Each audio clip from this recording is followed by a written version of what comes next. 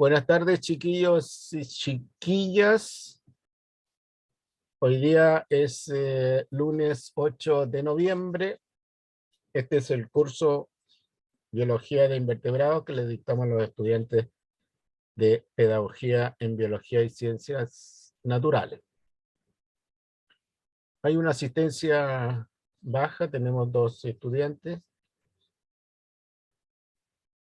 A medida que se vayan incorporando, vamos a permitir el acceso. Bueno, la clase pasada comenzamos la unidad 3 y última del curso. Esta unidad dice relación con el análisis de los animales celomados en su versión invertebrado.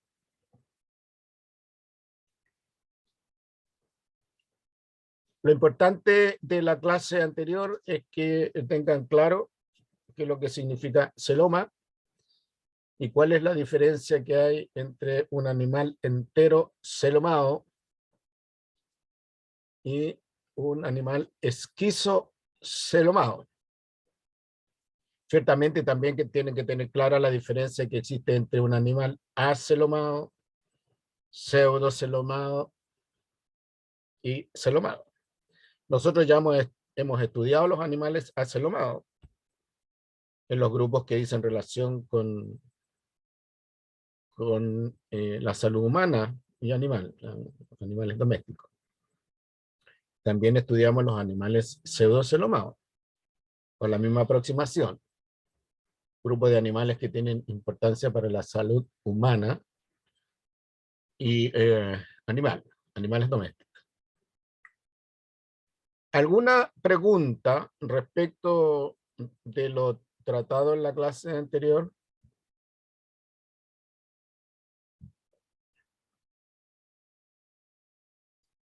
No, profe.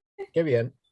Bueno, a partir de esta semana está disponible para ustedes en Moodle la guía de gestión del autoaprendizaje, unidad 3, y la lectura.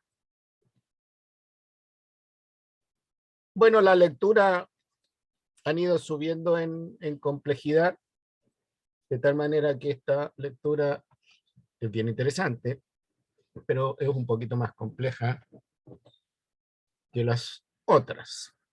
También, por supuesto, les subí la guía de lectura.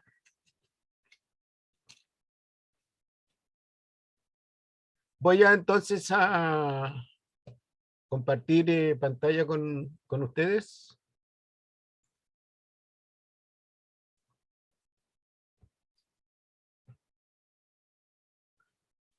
¿Ven lo que estoy mostrando? Una pantalla de fondo azul.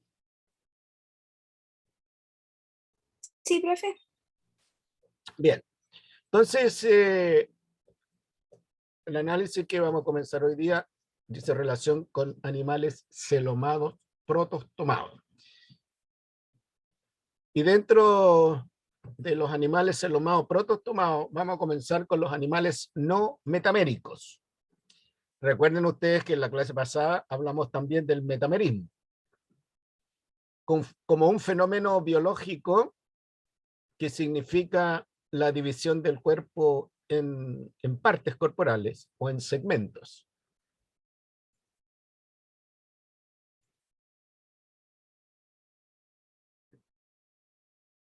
Nosotros somos animales metaméricos. Los artrópodos también son animales metaméricos. Sin embargo, nosotros no tenemos ninguna relación filogenética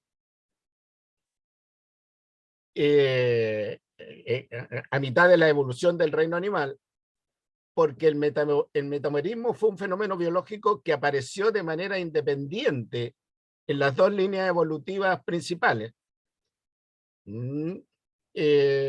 Los animales celomados, esquizocelomados, y los animales celomados, enterocelomados. Nosotros somos animales enterocelomados. Los artrópodos son animales esquizocelomados, pero tienen metamorismo igual que nosotros. En cambio, nosotros sí que tenemos un paralelismo, tenemos una cierta afinidad filogenética con los equinodermos, porque como vimos en la clase pasada, los equinodermos son celomados deuterostomados, igual que nosotros. ¿Ya? En cambio, los artrópodos son celomados protostomados. Bueno, yo me imagino que también tienen clara la diferencia que hay entre un animal deuterostomado y un animal protostomado. Recuerden que la condición de animal protostomado, animal deuterostomado, está dentro de los celomados, de los enteros, está dentro de los celomados. Bien. La condición de deuterostomado está dentro de los enterocelomados y la condición protostomado está dentro de los esquizocelomados. Todo eso está muy claro en la propuesta de Ellen Curtis, la Organización Taxonómica del Reino Animal. Bien, entonces, como decía hace un momento atrás, nosotros vamos a estudiar un representante de los animales celomados protostomados no metamédicos, es decir, no tienen el cuerpo segmentado.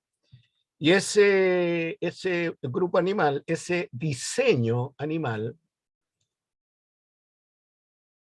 está representado por el filum Mollusca.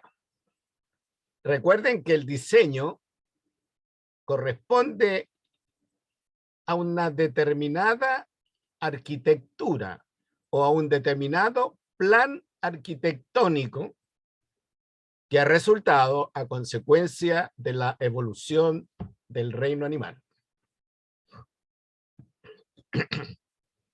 El filum Mollusca. Este filum, este diseño, fue tremendamente común en mares paleozoicos, mares primitivos, tremendamente común. Todavía es un filum común en la naturaleza, sobre todo en el mar, pero no es tan común como lo era en estos mares primitivos. Una de las características que tiene el filum Mollusca es que hay una gran diversidad de formas, una gran diversidad corporal. Esta diversidad se da en los taxones superiores del filum, se da a nivel de clase. Recuerden, por ejemplo, que en el caso de los platelmintos teníamos 3 clases de platelmintos. Los turbellarios, ¿no es cierto? Los cestodos y los trematos. Aquí hay más clases. ¿Y para qué decir si nos vamos metiendo clase, orden, familia, género, especie? Hay una buena cantidad de especies de moluscos dentro de cada uno de esos diseños. Bueno, nombres comunes de estos animales son, por ejemplo, esta es una babosa de mar, caracol de jardín, el calamar, el nautilus, caracol, otro caracol de jardín, las lapas,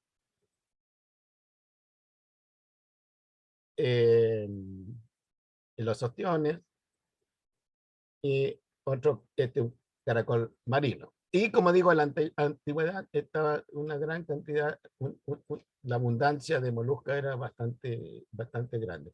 Ahí tenemos nosotros un fósil de un molusco conocido con el nombre de Ammonites. A veces esto ya está el comercio de estos fósiles está ya prohibido. pero uno a veces en las caletas, durante el verano, ve kiosqueros que andan con este material vendiendo. Antiguamente se vendían sin problema, pero ahora todo esto está protegido por ley.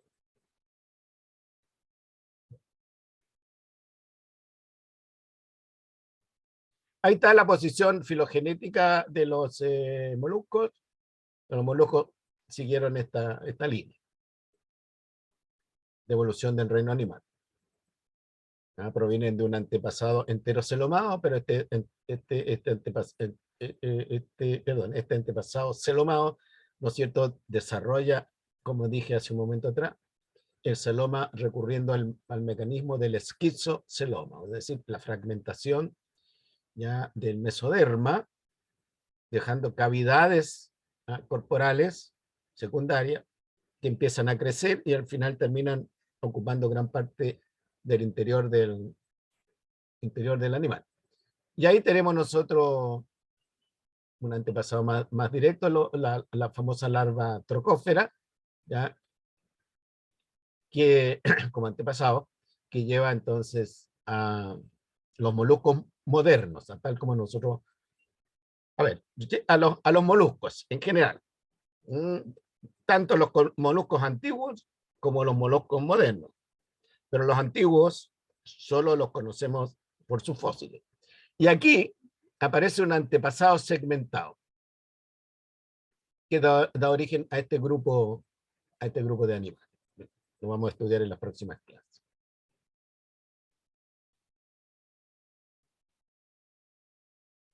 Y esta es la posición taxonómica de los moluscos. Su reino es un metazoa, grado bilateria, subgrado celomata, grupo protostomata, y ahí tenemos los moluscos. Nosotros dentro de los protostomata no vamos a estudiar todos estos grupos, todos estos diseños. Vamos a estudiar molusca, anélida y artrópoda. Y el resto lo vamos a dejar a la curiosidad de ustedes, pero no forma parte de los contenidos del curso. Y dentro de los animales celomados, deuterostomados, invertebrados, solo vamos a estudiar a los equinodermos. Yo les decía que este grupo de animal ha resultado ser desde tiempos prehistóricos bastante exitoso. En la actualidad se reconocen algo así como 110.000 especies de moluscos, la mayoría viviendo en el mar, y eso hace aproximadamente un 10% del total de especies del reino animal. Recuerden que el mayor número, el diseño más grande en términos de especies animales es el diseño artrópoda, con aproximadamente un 74% del total de las especies animales representada por artrópodos. Inmediatamente después se pega un salto hacia abajo y aparecen los moluscos, con un 10%. Más o menos. Inmediatamente debajo, pero muy pegado a los moluscos, aparecen los nematodos, que ya estudiamos el 10%, y después vienen los cordados, ¿no es cierto?, que forma parte, como he dicho en otras oportunidades, del curso de biología de vertebrados. Y después, ¿no es cierto?, viene una caída más gradual, correspondiente al resto de los animales invertebrados que hemos estudiado, los celenterados, los platelmintos. En general, los grupos que están representados por una gran cantidad de especies en la naturaleza son relativamente pocos. Se pueden contar con los dedos de la mano. Y los grupos que están representados con pocas especies en la naturaleza es la mayoría. Bueno, ¿qué características biológicas tienen los moluscos para enfrentar los desafíos que le ofrece la vida?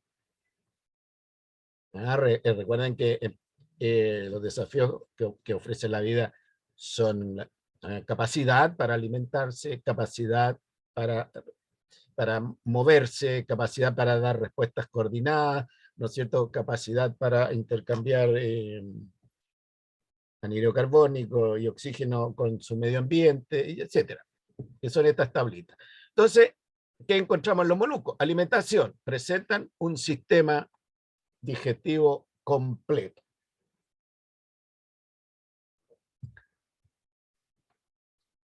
La estructura anatómica ya del sistema digestivo es variada, depende del alimento al cual recurre el animal, pero algunos tienen una pieza que es característica de los moluscos, que se llama rádula. Que en el caso de las jibias, la gente, los pescadores, le llama pico, pico del oro. Es como un pico del oro. Ventilación, presentan sistema respiratorio. Fíjense ustedes. Algunos moluscos presentan sistema respiratorio abierto y otros presentan un sistema, perdón, me equivoqué. Sistema ventilación, presentan un sistema respiratorio. Un tanto básico es el sistema, pero ellos les funciona. Movimiento, presentan también un sistema muscular. Acá el sistema muscular en muchas de las diversidades de moluscos que hay está bastante desarrollado. En animales como los caracoles, por ejemplo, el sistema muscular no está tan desarrollado, pero en otros como los pulpos, por ejemplo, los calamares, las jibias, el sistema muscular está bastante desarrollado. También presentan un sistema nervioso y algunos moluscos presentan órganos de los sentidos complejos. Fíjense ustedes que el ojo de los pulpos, el ojo de los calamares, el ojo de las jibias, anatómicamente muy parecido al ojo de los vertebrados, fíjense ustedes. Y aquí viene que estos moluscos carecen de sistema excretor, o sea, de sistema de soporte, carecen de sistema esquelético. Sin embargo, algunos de ellos presentan conchas. No todos los moluscos presentan conchas, algunos de ellos presentan conchas. En la mayoría de los casos donde hay concha, la concha es externa.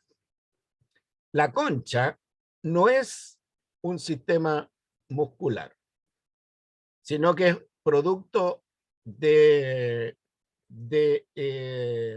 la pared corporal del animal mediante la secreción de moléculas de carbonato de calcio.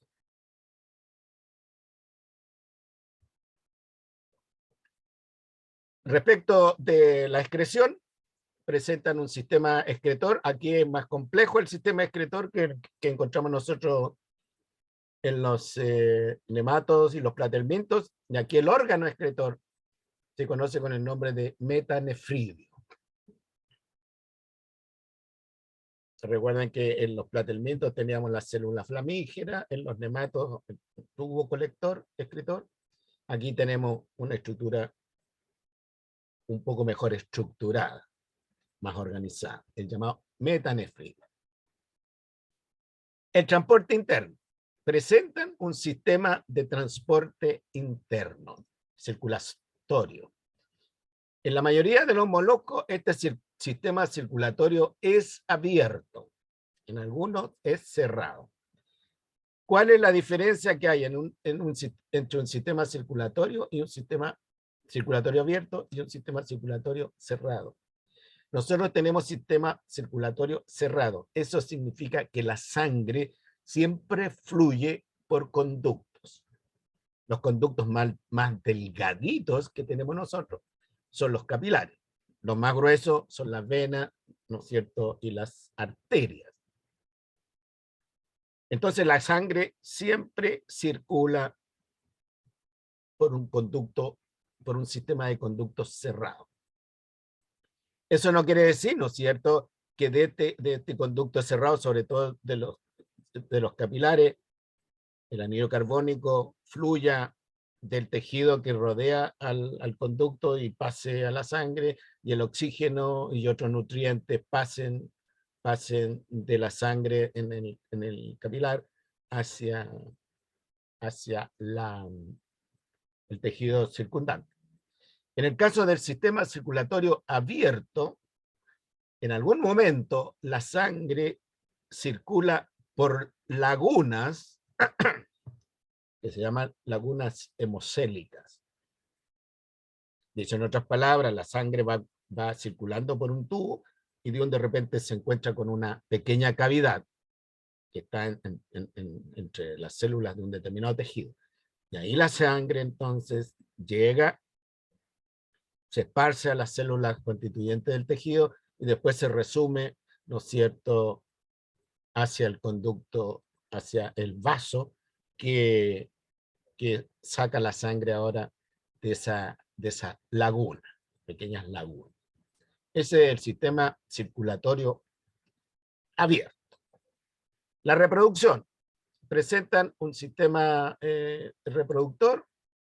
En algunos casos el sistema reproductor es monoico, es decir, encontramos individuos hermafroditas, y en otros casos encontramos machos y hembras. Puede haber dimorfismo sexual entre machos y hembras. Alguna estructura anatómica, el tamaño puede ser distinto. Ahora, los animales que son monoicos, es decir, tienen el sistema reproductor hermafrodita, estos animales se aparean y hay un intercambio recíproco de gametos masculinos. No se autofecundan en la mayoría de los casos.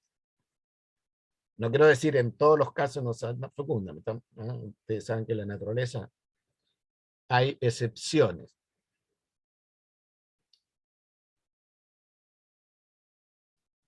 ¿Cuáles son las peculiaridades de este filo?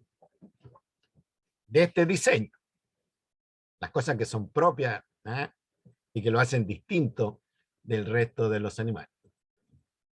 Primero, estos animales presentan simetría bilateral, pero en el adulto esta simetría bilateral tiende a enmascararse. Caso característico, por ejemplo, es el de los caracoles, donde las vísceras están enrolladas sobre el dorso del animal. Algunas de estas vísceras están enrolladas sobre un mismo plano, como por ejemplo los churros, estos que venden aquí en la Avenida del Mar, ¿no es cierto? O bien están enrolladas en varios planos, como un cucurucho, como el helado que venden, el helado de máquina, que venden en alguna de estas gelaterías.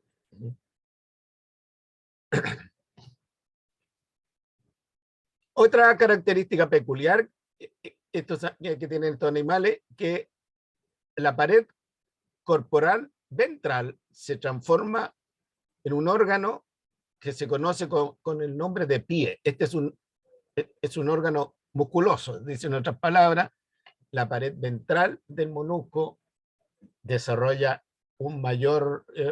desarrolla una musculatura mayor que la pared dorsal. Y la pared dorsal tiene una parte glandular que se conoce con el nombre de manto. Los zoólogos son simpáticos, igual que los genetistas, ¿ya? Y ahora los astrofísicos, pues los genetistas le pusieron Lucy, ¿no es cierto?, a un fósil humano. ¿Y por qué le pusieron fósil? Porque cuando ellos los descubrieron, estaba de moda la canción de los Beatles, Lucy. y quedó, ¿no es cierto?, para la historia, el homenaje a los Beatles, la canción Lucy.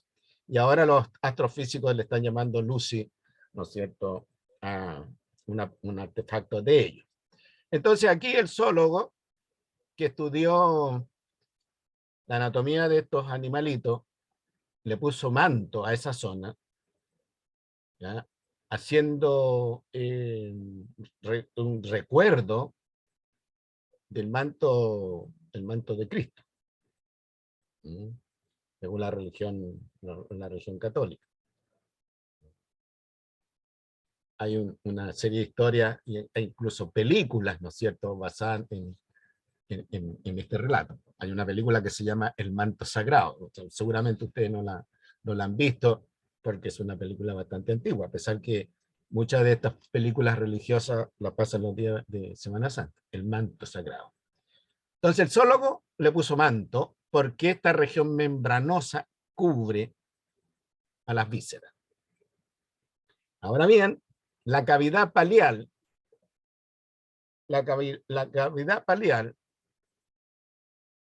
es la cavidad que queda inmediatamente debajo de las vísceras y que están cubiertas por el manto. Es una cavidad. Que tiene funciones bastante importantes, ya la vamos a ver. La palabra palial viene de palio, que significa algo así como membrana.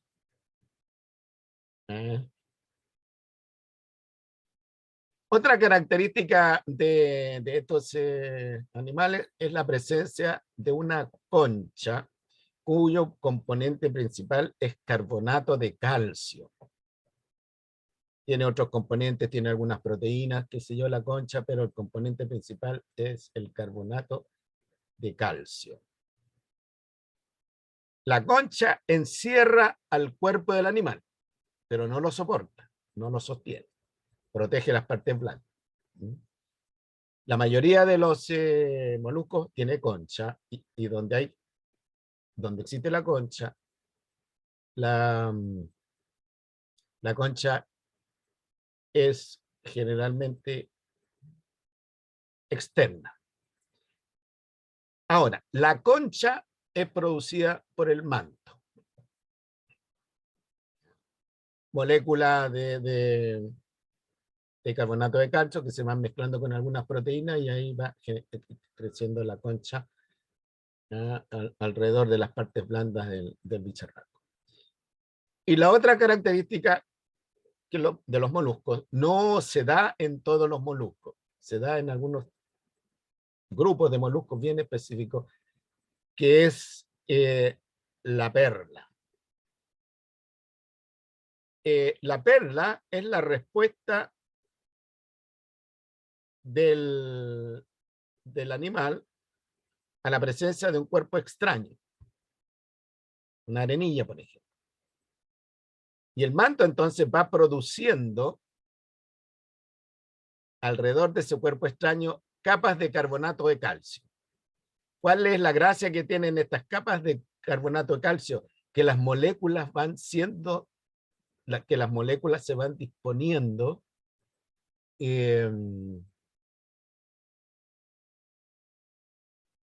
ordenadamente. En una concha común y corriente, ¿no es cierto?, las moléculas se ponen desordenadamente y resulta entonces una concha un tanto rústica. Pero aquí las moléculas se van poniendo ordenadamente alrededor, de manera concéntrica, alrededor de ese cuerpo extraño. Por supuesto que esto se demora un par de años.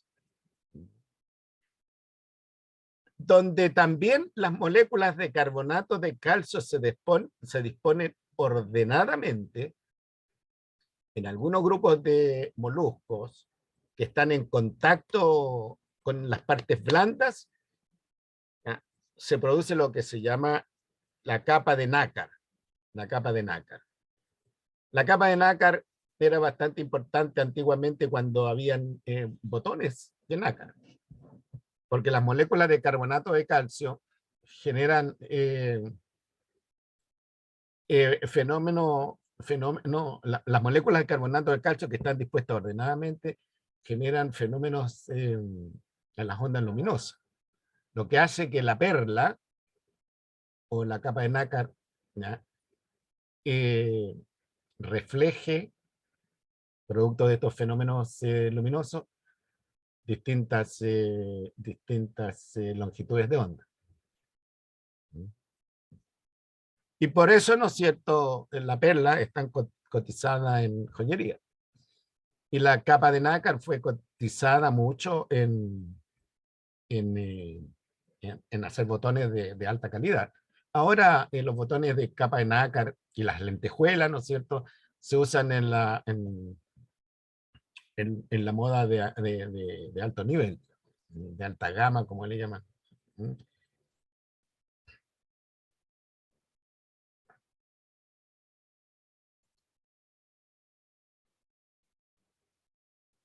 Ahí tenemos nosotros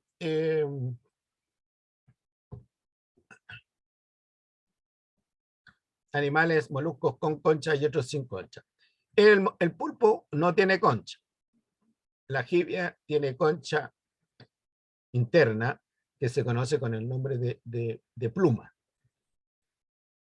En algunos moluscos, como esta lapita, la concha es de una sola pieza.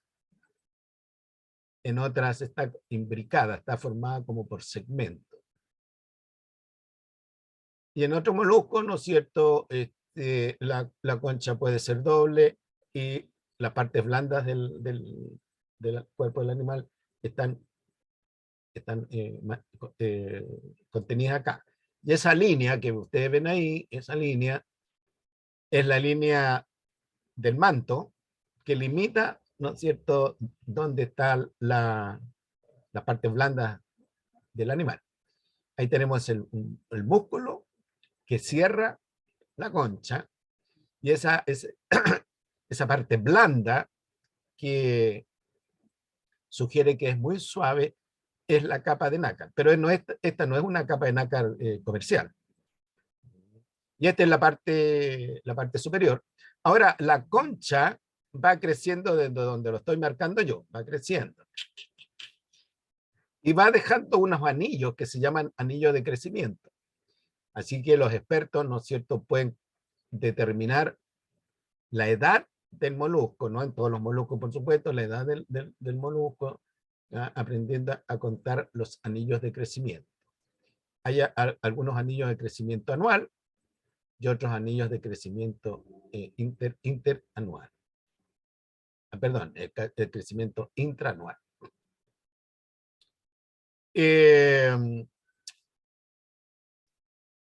Aquí tenemos nosotros el Nautilus, un fósil viviente, cuya concha es externa.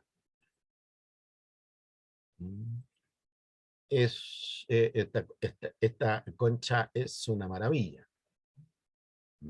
Es muy valorada por los coleccionistas. Pero este grupo de animales está en situaciones con problemas, no es muy común.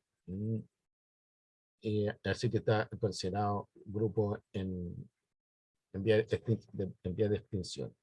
Y aquí tenemos nosotros ya la concha fosilizada, o bien la piedra que queda dentro de la concha cuando la concha desaparece y se queda esta cosa de arena, ya transformada en piedra.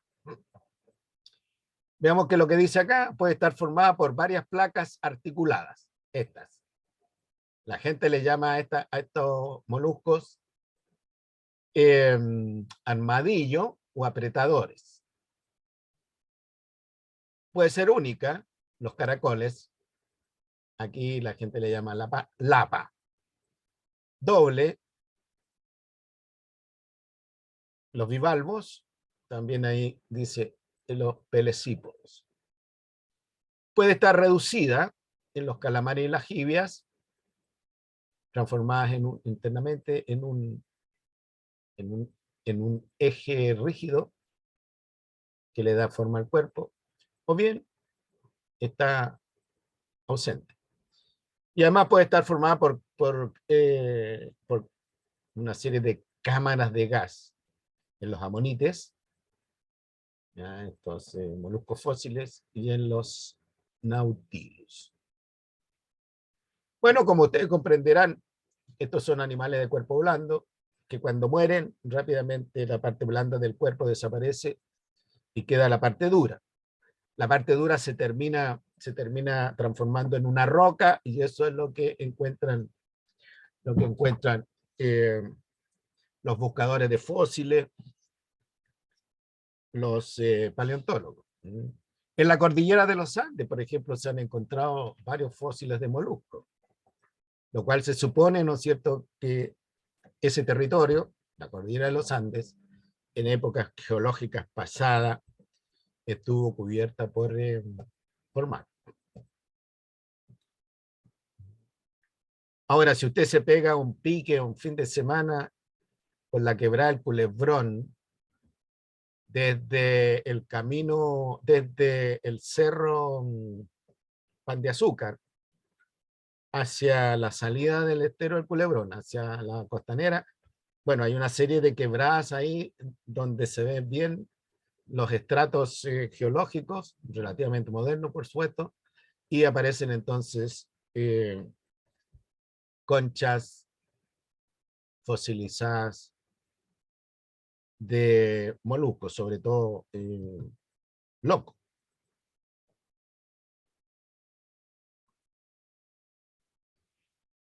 Bueno, a ver, ya les decía que en los moluscos hay una gran diversidad de formas. Básicamente son 1, 2, 3, 4, 5, 6. Estas 6 formas corresponden a las clases de moluscos. Entonces, lo que está indicado acá de un color negro verdoso corresponde al pie.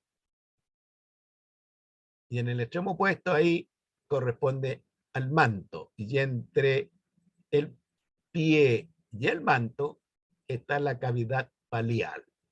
Fíjense ustedes que la cavidad palial, en el caso de estos bichitos, los apretadores, clase Amphineura, tiene la boca acá y en el extremo opuesto tiene el ano. El agua entra, se mueve por la cavidad palial y en algún momento se encuentra con las branquias y el agua, ¿no es cierto?, sale cargada de anhídrido carbónico y al pasar por las branquias le comunica el oxígeno. Ahí tenemos nosotros la masa visceral dorsal, cubierta por esta concha fragmentada, como las tejas de un tejado. Ahora, acá el pie básicamente tiene la función de adherirse al sustrato. El animalito se mueve, pero muy lentamente. Este animal ramonea, raspa las algas que están presentes en las rocas del sector costero. Esto se nota bastante bien cuando usted va a la costa rocosa y hay baja marea. Después tenemos los caracoles. Aquí, ¿no es cierto?, hay una modificación de la simetría bilateral. Entonces, como dije, en algunos caracoles, como en este que estoy mostrando, la concha está espiralada en varios planos. Plano 1, plano 2, plano 3. Como los helados, ¿no es cierto?, que venden los helados de máquina, donde sale un chorro de helado, ¿no es cierto?, y el helado sobre el barquillo se va enrollando de manera cónica. Ahí tenemos nosotros la cavidad polial, ¿ah? Ahí tenemos ahí tenemos la boca, y aquí tenemos nosotros el ano y las branquias dentro de la cavidad palial. El pie acá, el pie en los caracoles les sirve para adherirse al sustrato y para desplazarse. Estos se desplazan un poquito más rápido que esto. pero la capacidad de adherirse al sustrato no es mucha, de tal manera que uno los puede sacar con la mano. A esto hay que meterle un fierro y hacerle palanca. Esto no es comestible, aun cuando la gente le llama el loco del pobre. El pie es comestible. Después tenemos nosotros estos moluscos que la gente le llama colmillo de mar. Vean ustedes la concha cónica. Acá el pie es un órgano cavador. Este animal se puede enterrar en la arena o se puede enterrar o puede enterrarse en madera podrida. Es un órgano cavador. Y aquí tenemos nosotros la cavidad paleal, ¿no es cierto? Aquí tenemos la boca, ahí la estoy marcando, y esta es el ano. Después tenemos nosotros los cefalópodos. Ya les dije que en algunos, o sea, los pulpos, por ejemplo, los calamares, las jibias, en algunos, como los pulpos, no hay concha, y en los calamares la jibia es interna. Constituye el eje que le da forma al cuerpo. Aquí el pie está transformado en un órgano locomotor y aprensor. Como órgano locomotor, ya facilita el desplazamiento del animal, facilita la huida del animal o el ataque a la presa. También es importante durante la cópula porque los individuos se abrazan mediante estas estructuras que tiene el pie, ¿no es cierto?, que son los tentáculos. Tentáculos, y eso más grande, brazos. Tentáculos, brazos. Acá tenemos nosotros, acá tenemos la boca, acá tenemos el ano, ahí tenemos la cavidad paleal, y acá tenemos las branquias. Después tenemos nosotros este otro diseño de molusco, los pelecípodos, donde la concha es doble, por eso también se llaman bivalvos, y aquí el pie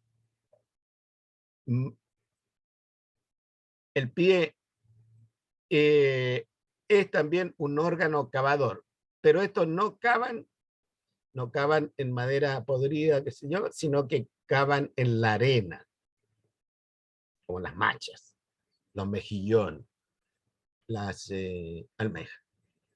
Ahí tenemos la cavidad paleal, tenemos la boca, tenemos el ano. Estos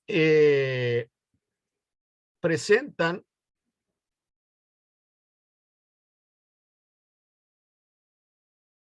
dos estructuras que están asociadas al movimiento del agua. Le llaman el sifón inhalante y el sifón exhalante. La gente común, ¿no es cierto?, las dueñas de casa, a los sifones le llaman los calzones de vieja. No sé si ustedes han comido macha, no sé si se han fijado en la lengua de la macha por parte de tal, y a veces es más dura. Los calzones de vieja son más duros, son más chiquititos que la lengua, digamos. Pero a veces en la casa no los botan y los dejan, ¿no es cierto?, como formando parte de la sopa de macha. ¿Ah? Le llaman calzones de vieja porque antiguamente los calzones de las abuelas eran a media pierna.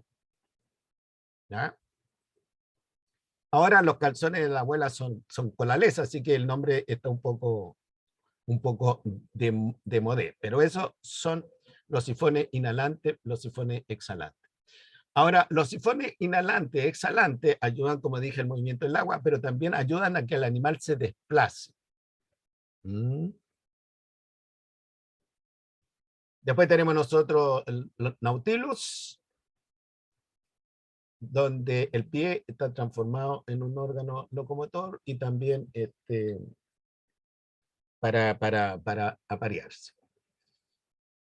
Desde el punto de vista alimentario, los apretadores son herbívoros, se alimentan de algas que raspan en la roca. Los gasterópodos son herbívoros, excepto algunas especies, ¿no? Como el loco, que es carnívoro. Las almejas, machas, tacas, son suspensívoros.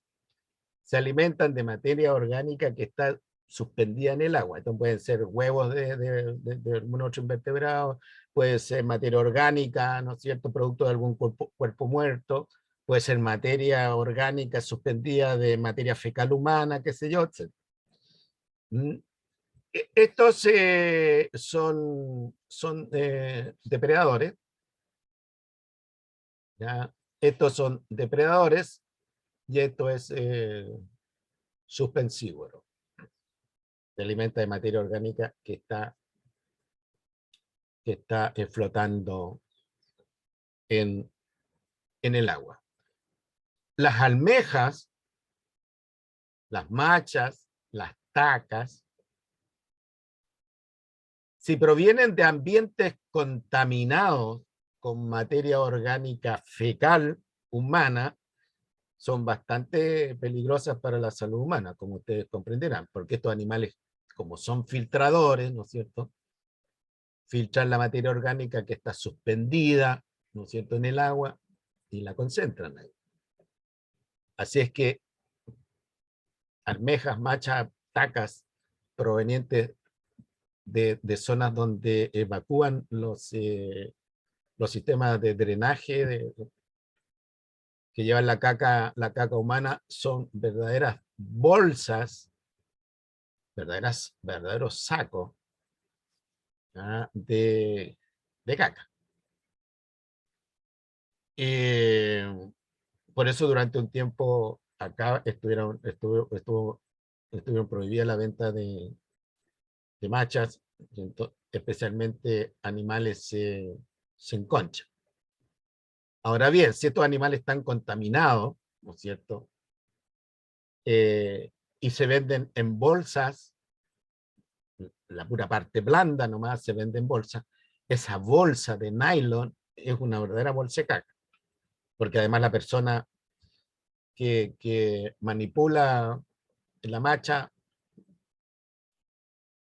es posible que no sea muy limpia en su hábito higiénico.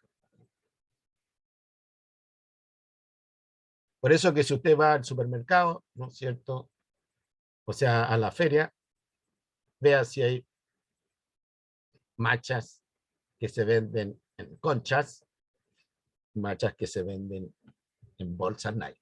Evite comprar las machas que se venden en bolsas nylon. Ahora, esto lo saben los mariscadores, y si usted le pregunta de dónde vienen, le van a mentir, ¿no? No, vienen de un ambiente prístino, limpio, puro. Ellos saben. Y además a los mariscadores, macheros, no les gusta vender material con concha porque hace mucho volumen. Y la gente, ¿ya?, increíble o no, no les gusta comprar la macha en concha, porque tienen que desconchar después en la casa, limpiar la macha, y eso demanda tiempo que a muchas personas no les gusta. Bueno, ya les he señalado lo que es la cavidad paleal, aquí es prácticamente lo mismo en la cavidad paleal, la perla, ahí tenemos una mujer con un collar de perla, y aquí tenemos los visos que da la perla. Las perlas tienden, no necesariamente tienden a ser esféricas. Y en algunos casos pueden ser de colores distintos al blanco. Por supuesto que las perlas de colores distintos al blanco son perlas más caras. Ahora bien, como ya se encontró cómo se producen las perlas, bueno, ya la perla de origen natural es más escasa, está protegida por ley, ¿no es cierto? Y ya tenemos la perla producida en acuarios ad hoc. Ya, la perla producida de manera industrial. Y ahí tenemos nosotros un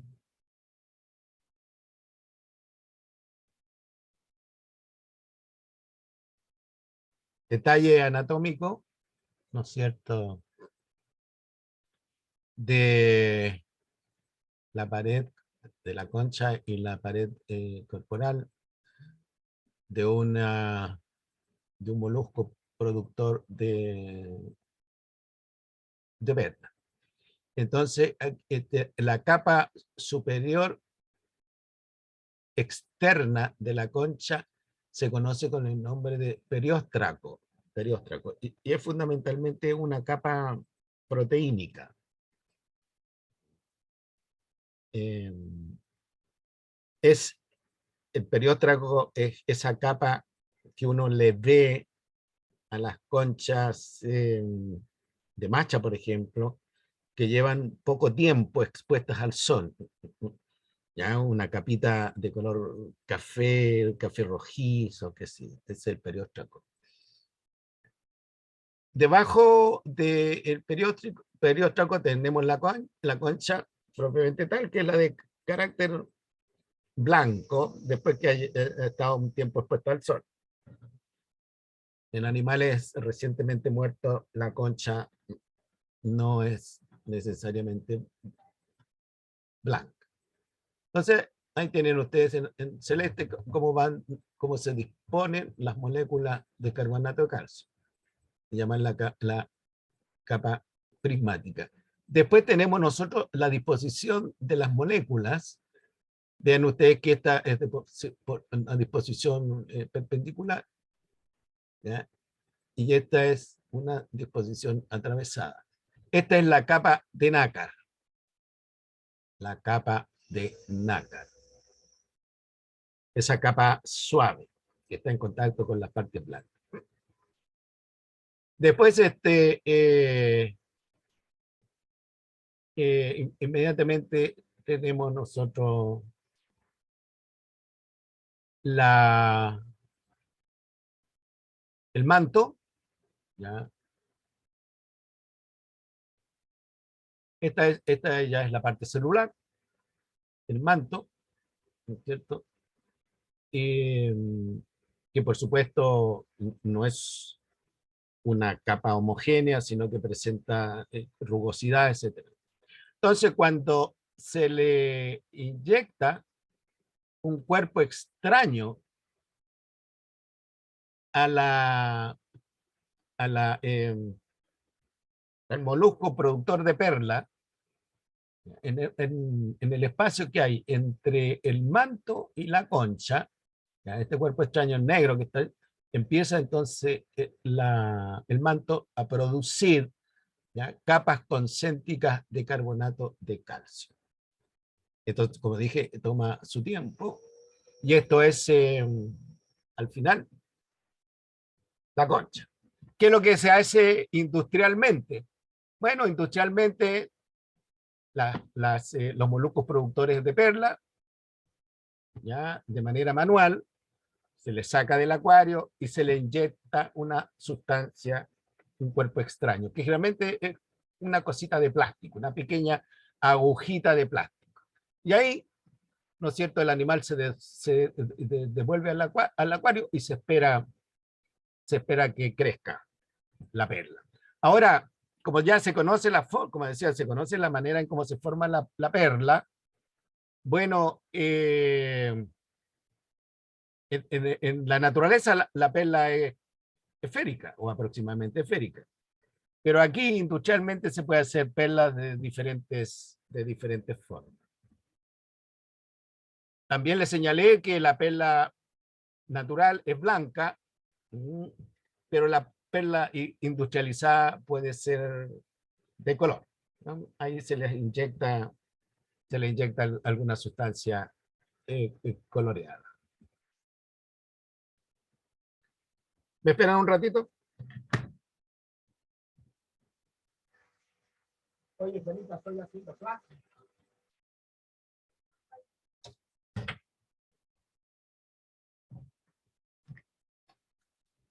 Entonces, la perla,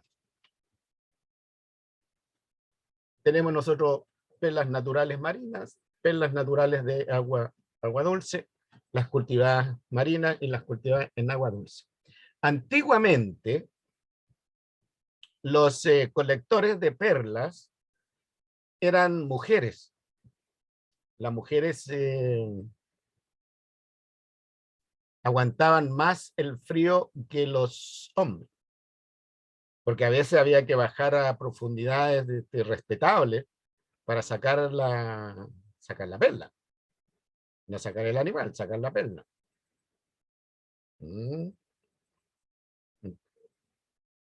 Esta práctica, hasta donde yo estoy informado, ya no se hace. Digamos. Se hace a lo mejor con fines turísticos, que en un determinado país donde hay especie perlífera, bueno, se organiza un tour y ahí se contratan mujeres del poblado, ¿no es cierto? Y se tiran y sacan, qué sé yo, algo que ya está absolutamente arreglado, digamos.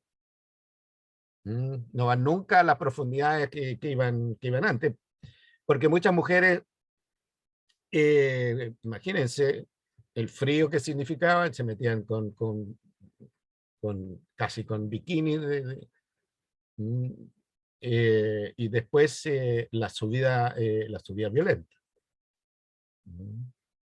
Ustedes saben que cuando se sube de ciertas profundidades en el agua, se produce un desprendimiento de nitrógeno, y eso genera problemas severos a la salud.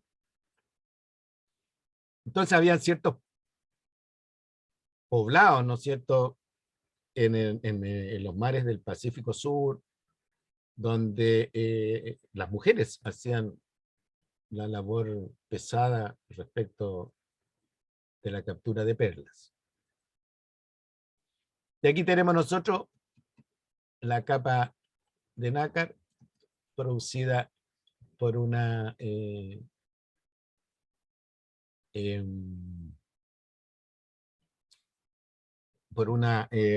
ostra perlífera. Ostra perlífera, una maravilla. Usted puede ponerla, ¿no es cierto?, bajo distintos ángulos respecto al sol, ¿ya? Y las transformaciones que sufre la radiación solar, más la radiación solar que la radiación artificial, también con la radiación artificial. Son tonos atornasolados. Ahí tienen ustedes la especie. Pintada margarífera, bien digo, descrita por Linnaeus, 1758, en la zona Indo-Pacífico. ¿Cuál es la importancia que tienen los moluscos para el ser humano? Son proveedores de proteína animal. Proteína animal de consumo masivo, ¿no es cierto? Y proteína animal de consumo selecto. No todos pueden consumir, por ejemplo, ostras. Pero la mayoría de nosotros ha consumido, qué sé yo, machas, por ejemplo.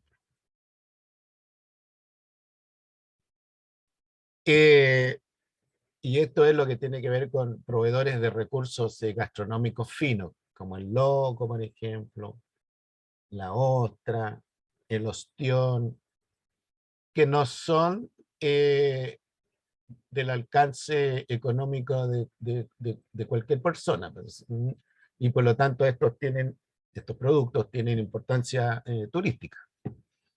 Acá en el verano, por ejemplo, se hace por televisión toda una promoción de las facilidades gastronómicas que existen en la cuarta región. Pues. Y dentro de ello, entonces, un plato, ¿no es cierto?, de ostras, un plato de loco, de la macha parmesana, y toda esa cuestión. También los moluscos son proveedores de calcio, se usan bastante en la industria avícola, como enriquecedor del alimento de las aves que se crían para la venta de huevos. Son proveedores de nácar y perla, como ya lo vimos. Estas especies perlíferas o productores de nácar no están distribuidas por todo el mundo, sino que están ubicadas en ciertos lugares del mar, y donde están en esos lugares constituyen ahora patrimonio faunístico. También son reguladores biológicos en su condición de depredadores, como el caso de los pulpos, las jibias, los calamares, los nautilos. En el caso de diferentes especies de caracoles de agua dulce, bueno, como lo vimos nosotros cuando analizamos el Phylum Platyhelminthes, ¿ya?, son huéspedes intermediarios de la fasciola hepática. Y finalmente, por las conchas, ¿ya?, son objetos de colección. Y por los registros fósiles que hay, estudios de ecología y estudios de evolución. Pablo Neruda, por ejemplo, es reconocido mundialmente por su colección de caracolas. En el Museo de Pablo Neruda hay una pieza, una habitación dedicada a la colección, a su colección de caracolas. El hombre, como fue embajador por distintos países, entre ellos se encontró con países productores o sea, países ricos en, en moluscos de colección. Algunas conchas de moluscos, sobre todo de caracoles y nautilus, son bastante valoradas por los coleccionistas, sobre todo las especies tropicales de caracol. ¿Alguna pregunta, chiquillos, chiquillas?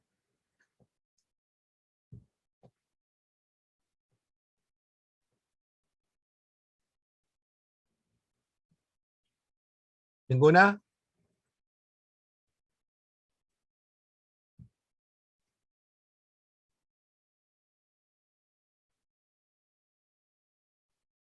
Por el momento no, profe. Ya. Bueno, como ustedes comprenderán, Chile, con la tremenda costa que nosotros tenemos,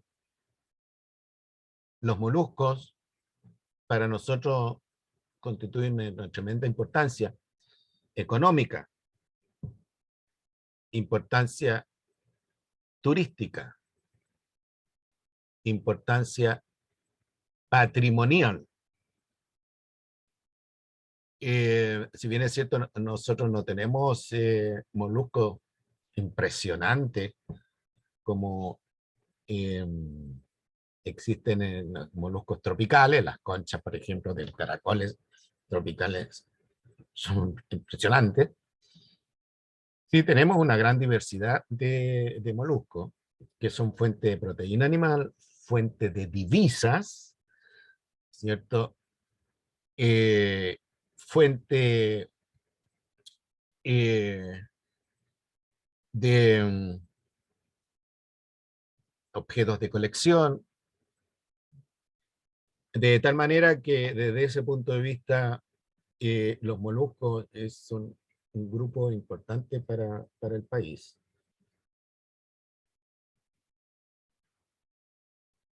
¿Cuál es la diversidad taxonómica de este grupo?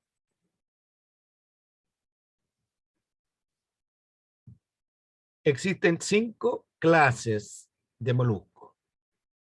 La clase Amphineura. La palabra anfi quiere decir doble, como anfibio, por ejemplo. Y neura, nervio. Estos se llaman chitones, quitones en realidad, quitones, armadillos, loco el pobre. Después tenemos la gasterópoda. La palabra gasterópoda, gaster quiere decir estómago. Y poda, como comprenderán ustedes, pie. Y aquí tenemos los caracoles y las babosas. La clase escáfoda, escafopoda, ¿ah? Quiere decir pie tubular, los escafópodos. La clase pelecípoda, tenemos los choros, las machas, las cholgas, los choritos, los ostiones, las almejas. La clase cefalópoda, que quiere decir patas en la cabeza, los calamares, los pulpos, las jibias, las nautilus y las amonites. La palabra pelecípoda quiere decir pata en forma de cuchilla o de hacha.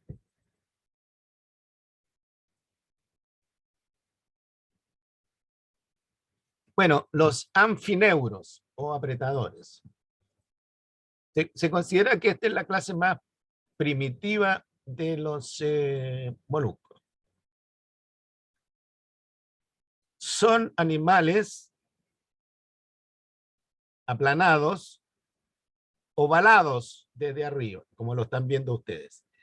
Viven en ambientes intermareales rocosos. ¿Qué es lo que es el ambiente intermareal rocoso? Es la zona de la costa dominada por rocas, piedras, que queda expuesta, en la zona de la costa dominada por piedras, ¿ya? Que queda expuesta al oleaje. En algunos momentos, durante la baja marea, queda expuesta a la atmósfera. ¿Ya? Y durante la marea alta, queda expuesta al mar. Entonces, son animales que tienen una extraordinaria adaptación para vivir en ese ambiente, porque cuando el mar baja y quedan expuestas a la atmósfera, a la radiación solar, al viento, estos están adheridos a la roca. Y como tienen una forma plana, se adhieren bien a la roca y no pierden agua. Y pueden vivir con la humedad que logran mantener ellos a estar apretados.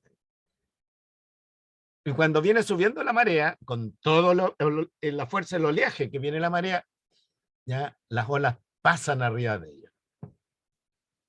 ¿No? El pie es un pie resistente, firme. Como dije, cuesta sacarlo de la roca.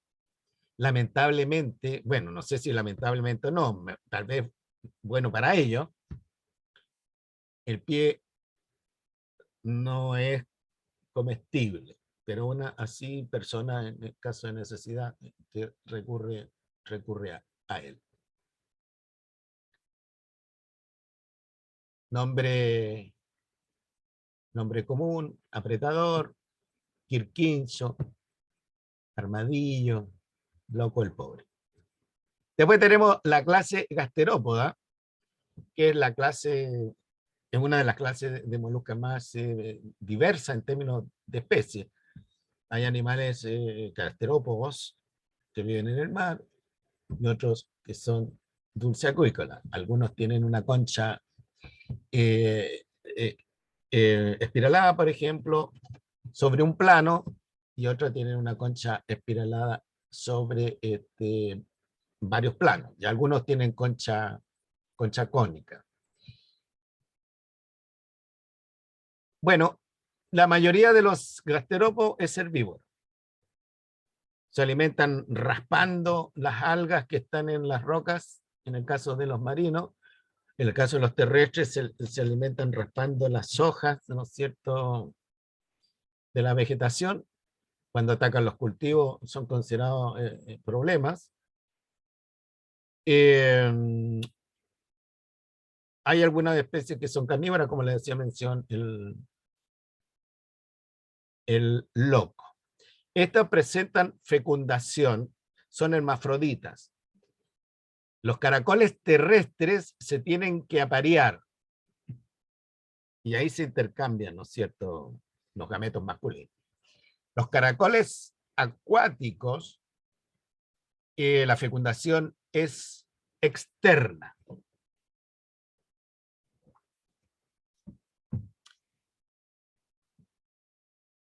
En el caso de los caracoles marinos, la respiración es mediante branquias. En el caso de los caracoles terrestres, la respiración es mediante, entre comillas, pulmón.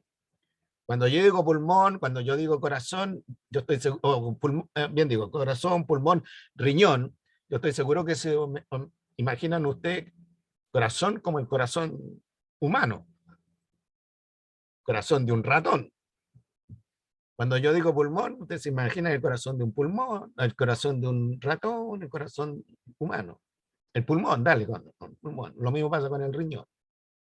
No, aquí son estructuras que cumplen la función. En el caso del corazón, impulsar la sangre. En el caso del pulmón, ¿no es cierto?, el intercambio gaseoso. En el caso del riñón, la eliminación de las sustancias del metabolismo proteínico. No necesariamente ya es como la estructura de un órgano, de un cordado. Dicho sea de paso, algunas babosas marinas tienen espúas con veneno.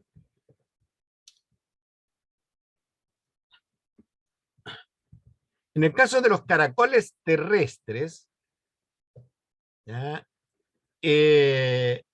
A ver, en el caso de los caracoles, terrestres, hay una pieza que taponea la entrada a la concha donde están alojadas las vísceras. Entonces, en el caso de los caracoles marinos, esa estructura que taponea la entrada es una estructura de naturaleza proteica, y eso se llama opérculo. En el caso del loco, los mariscadores le llaman la uña del loco. Entonces, cuando el animal se retrotrae dentro de la concha, lo que taponea, ¿no es cierto?, es el opérculo. Y ahí puede aguantar, ¿no es cierto?, un tiempo largo la exposición a la atmósfera, al sol, al viento, cuando baja la marea.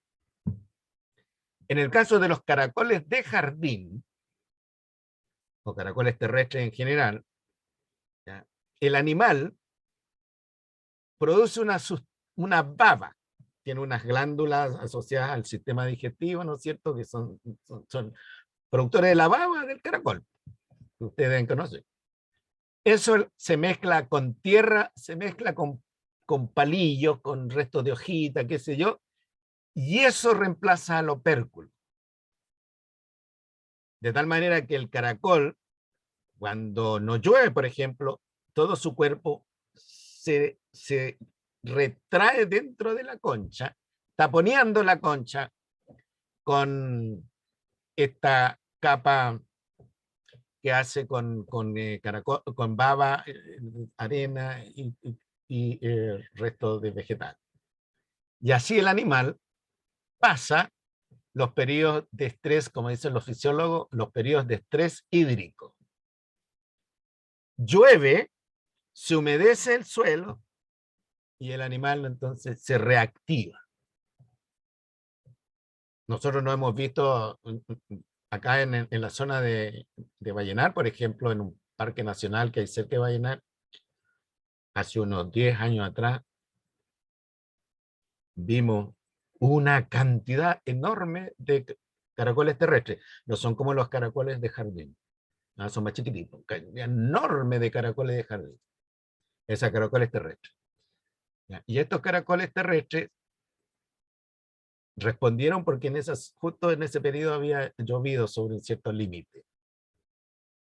Y después empezamos nosotros a cavar y estos animalitos ya estaban a 50 centímetros bajo la superficie del suelo. Se humedeció el suelo y estos animales detectaron, ¿no es cierto?, las condiciones favorables, se reactivaron, subieron a la superficie, rápidamente se alimentaron, rápidamente copularon, qué sé yo, pusieron los huevos y se fundieron. Los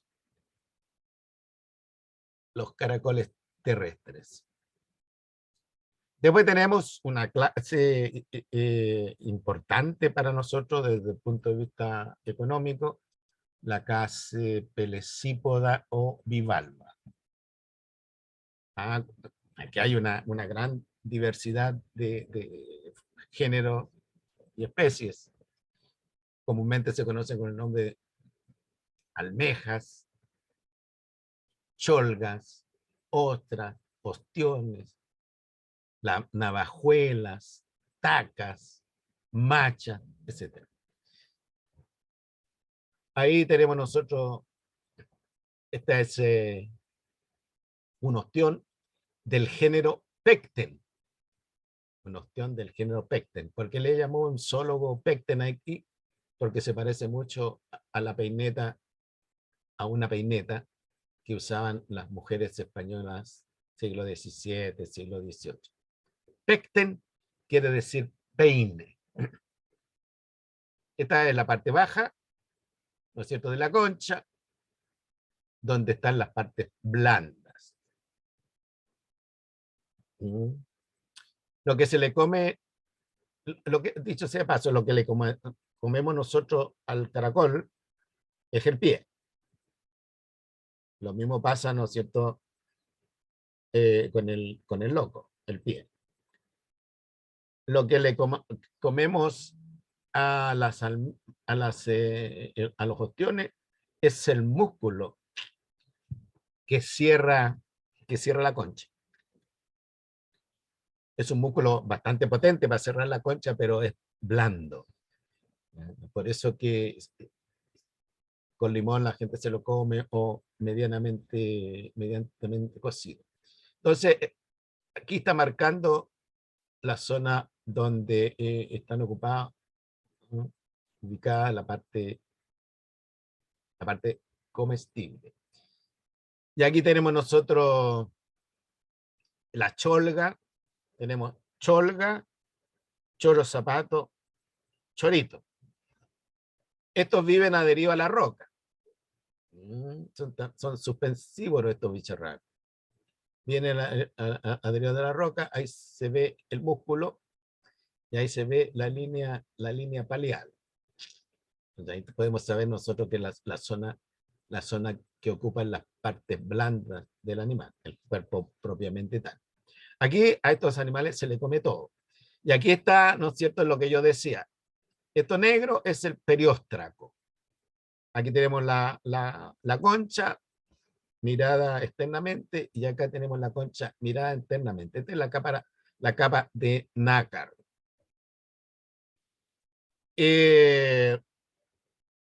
Volviendo al tema de los ostiones y de cholgas, chorito, choro zapato, no sé si se lo señalé, pero caso de las ostiones, las cholgas, los choritos, ¿no?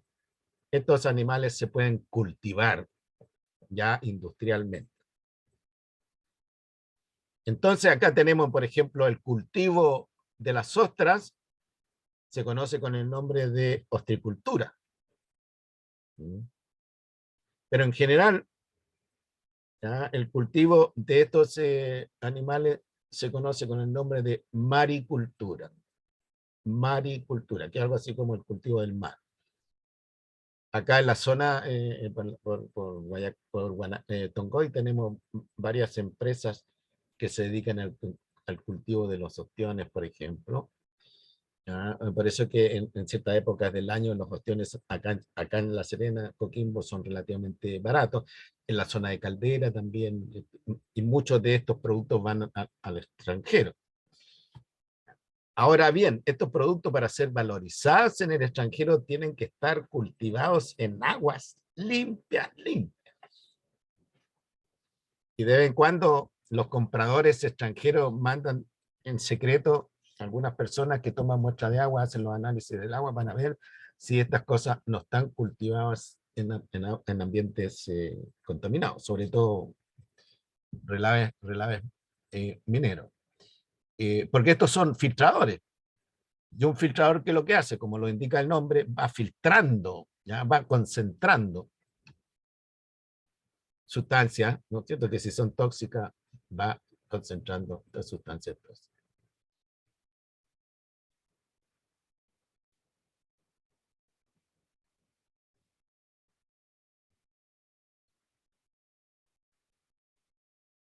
Después tenemos nosotros la clase cefalópoda. Entonces, animales, como ya les señalé, son depredadores. El pie está transformado en una serie de brazos y tentáculos. Octopus, por ejemplo, género Octopus para un género de pulpo que tiene 8 tentáculos. Estos tienen además una peculiaridad, que tienen una tinta, una glándula que produce una tinta que les permite escaparse cuando ellos son presas, ¿ya? Lanzan la tinta esta al agua y se oscurece el agua y el animal puede arrancar. Lo interesante es que esta tinta se usó durante mucho tiempo como tinta para escribir. Así como antiguamente las plumas de ciertos pájaros se usaban como pluma para escribir, de ahí viene la palabra pluma, aquí la tinta, ¿ya?, se usaba para escribir. Y la otra característica que tienen estos animales es una habilidad asombrosa para camuflarse con el sistema donde ellos están. A los pulpos, ya a mí me tocó participar una vez en un laboratorio por allá por Valparaíso, y teníamos pulpos nosotros en lagunas costeras, estas chiquititas, de fondo verde, por algas, ¿ya? Bueno, y después el pulpo lo sacábamos ahí y lo poníamos en una poza cercana de un color violáceo, y el animal dentro de nuestros ojos desaparecía. Capacidad para camuflarse. Ya el mecanismo está explicado, pero durante mucho tiempo fue un problema no resuelto para los zoólogos. Y bueno, ahí tenemos el cefalópodo, ¿no es cierto? Un calamar, ya les señalaba, un ojo con una estructura anatómica muy parecida al ojo de vertebrado, forman ciertamente estos bicharracos imágenes, ¿ya? Y aquí tenemos nosotros los tentáculos y los brazos, con los cuales durante el apareamiento, ¿no es cierto?, se abrazan y el macho le pasa a la hembra por este lado un paquete de espermatozoides. La otra característica que tienen estos animales, en el caso de los calamares, es esta forma hidrodinámica, lo que hace que sean muy rápidos en el mar. Y tienen un mecanismo de movimiento que le llaman un mecanismo de desplazamiento a chorro. Tienen dos sifones, un sifón inhalante y un sifón exhalante. El inhalante penetra el agua, ¿ya?, Cuando el agua está en la cavidad paleal, se cierra el sifón inhalante, se abre el sifón exhalante y el animal tira el agua a potencia. Si el sifón exhalante está dirigido hacia atrás, como está mostrado acá, ¿ya? El animal se mueve en el sentido contrario. Si el sifón exhalante está doblado y dirigido, llamarme hacia atrás, ¿ya? El animal se dirige en el sentido contrario. Ese es el desplazamiento a chorro de estos animales. Fíjense ustedes que el animal tiene la forma de un dardo. Ahora bien, esto no es... Recuerden que falopo quiere decir pies en la cabeza. ¿Ya? Esta es la parte dorsal del animal. Es como quien dice la espalda. Aquí, como les digo, la simetría está bastante alterada. Y después tenemos los colmillos de mar, que en algunas culturas polinésicas se usaban de adorno, se usaban como moneda de cambio. Estos bichitos, ¿no es cierto?, viven enterrados en la arena, o como les decía al comienzo, en madera podrida, de los postes de los muelles, por ejemplo.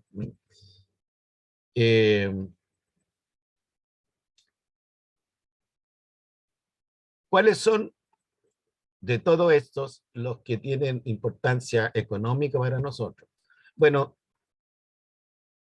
los gasterópodas, nosotros no consumimos mucho gasterópodos, o sea, caracoles de jardín, digamos. En otros lugares, los caracoles de jardín se consumen bastante, en otros países, bueno, ya. Incluso se exportan. Son bastante ricos si son bien preparados, digamos. Pero nosotros consumimos loco, por ejemplo. Y un gasterópodo introducido, no, se me fue el nombre. Estos sí claramente tienen importancia económica para nosotros. Bueno, los gasterópodos, caracoles de tierra, el vulgar caracol de tierra, puede transformarse en una plaga agrícola, sobre todo en los invernaderos. Pero su control no es tan complicado. Esto claramente importancia económica. Estos también tienen importancia económica para nosotros. En vista de que las almejas, los choros han ido disminuyendo por sobreconsumo, bueno, hemos estado recurriendo nosotros a pulpo, calamares, jibia, también por disminución en los peces. Esto no tienen importancia para nosotros. Bueno, ahí tienen la referencia.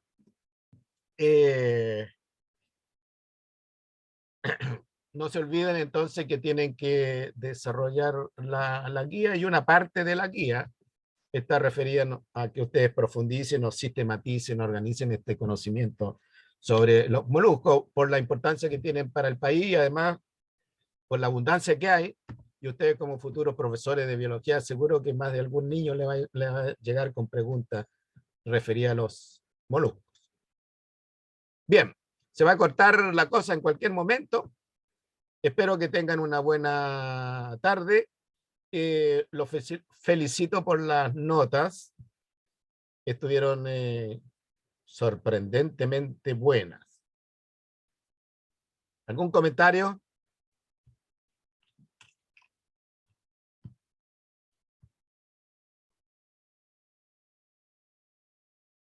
Bueno, no habiendo comentario, voy a proceder a cerrar el uso compartido de la pantalla. Profe, ¿Sí? ¿usted va a subir este PDF? Sí, pues siempre lo subo. Ah, ya. Ok, no, está bien, profe. Gracias. Ya, chao. Ya, profe, chao. Chao, Que que esté estén bien. bien.